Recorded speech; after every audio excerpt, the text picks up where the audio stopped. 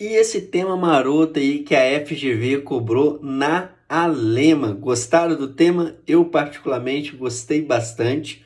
Né? O mundo do trabalho é sempre um tema muito quente em diversas bancas e nós trabalhamos de maneira muito detalhada, né, no nosso curso aí para a Alema.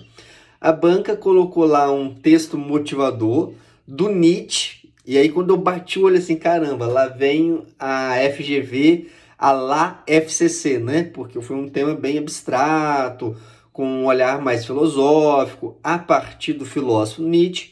E nesse texto motivador, o Nietzsche faz ali reflexões sobre, na verdade, ali, né, é sobre o sentido do trabalho, ou seja, de como que as pessoas procuram trabalho. Aí ele fala daquelas pessoas que procuram pela renda, né, pelo salário, a questão do tédio versus o prazer. Então ali está a busca do sentido. E a banca marca, olha, isso aqui foi uma característica lá do século XIX. Depois, no comando da questão, a banca colocou duas perguntas, que é bem característico da FGV, ou seja, isso não é mistério para nenhum dos nossos alunos, né? E ela coloca ali duas perguntas, olha, a visão acerca do trabalho na sua vida e a segunda, como você encara o trabalho. Então ali você já tem dois caminhos para trabalhar, né, os seus argumentos. Então um parágrafo para a introdução, um segundo para a primeira pergunta, o terceiro para a segunda pergunta e o quarto para a sua conclusão de forma bem objetiva, lembrando que a FGV cobrou ali no mínimo 15 linhas e no máximo 20. Então ela quer objetividade mesmo, não quer enrolação não. Então o que eu pensei? Para o segundo parágrafo, que é a primeira pergunta, a pergunta é o seguinte: qual é a importância do trabalho? É isso que ela queria, né? Qual que é a importância do trabalho? Então você teria que ir por esse caminho, né? Responder essa pergunta, dissertar, argumentar sobre isso. Já no terceiro parágrafo, que é a segunda pergunta, você poderia colocar como que você encara o trabalho. Então, como que você encara o trabalho? Há pelo menos, né, dois trajetos. Um, de uma forma mais crítica. Se você fosse por essa abordagem mais crítica, poderia utilizar o Byung-Chul Han para falar da sociedade do desempenho.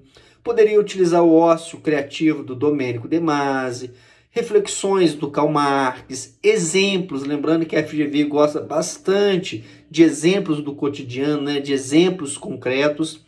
E se você fosse por um caminho assim, não, o trabalho é uma coisa muito legal, positiva, poderia ter utilizado o Hegel, né, para falar de potencialidade, criatividade, os direitos sociais que estão lá na Constituição, lembrando que referência a leis, né, é um repertório muito interessante também, porque vocês estudam isso para diversas disciplinas. Lembrando o seguinte, o mais importante na FGV é responder essas perguntas integralmente e de forma objetiva, independente do repertório. Poderia usar o argumento de autoridade, igual eu citei aqui? Sim. Poderia usar exemplos concretos? Também. Dados de pesquisa, alusões, sempre de maneira contextualizada, né? A FGV preza muito por isso, por desenvolver integralmente o tema, respondendo de forma objetiva.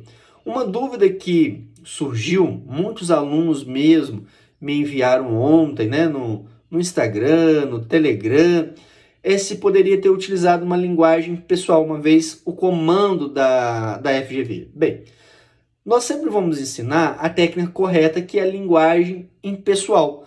Mas da forma que a FGV colocou aqui, eu vejo que poderia sim ser escrito numa primeira pessoa, porque ela deu esse comando aqui. E como a FGV não é uma banca rigorosa nesse sentido, eu acredito que ela vai aceitar assim tanto a primeira pessoa como a linguagem pessoal em terceira pessoa.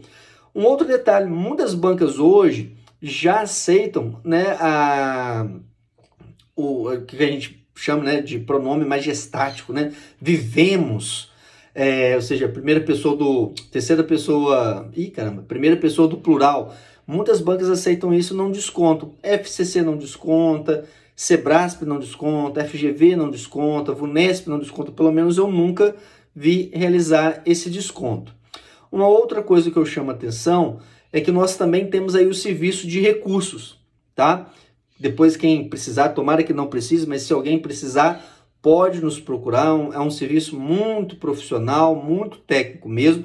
Eu sempre recomendo o seguinte para o aluno: jamais deixe de entrar com recurso na FGV. Por quê?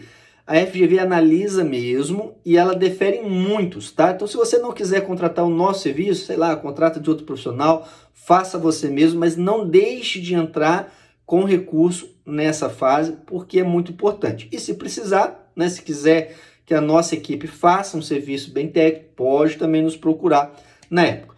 Espero que vocês tenham realizado uma excelente prova. Depois coloque aqui nos comentários como que você desenvolveu sua redação, quais foram os argumentos, e se você não fez a prova, né, quais argumentos você colocaria nessa temática. Um grande abraço, bons estudos!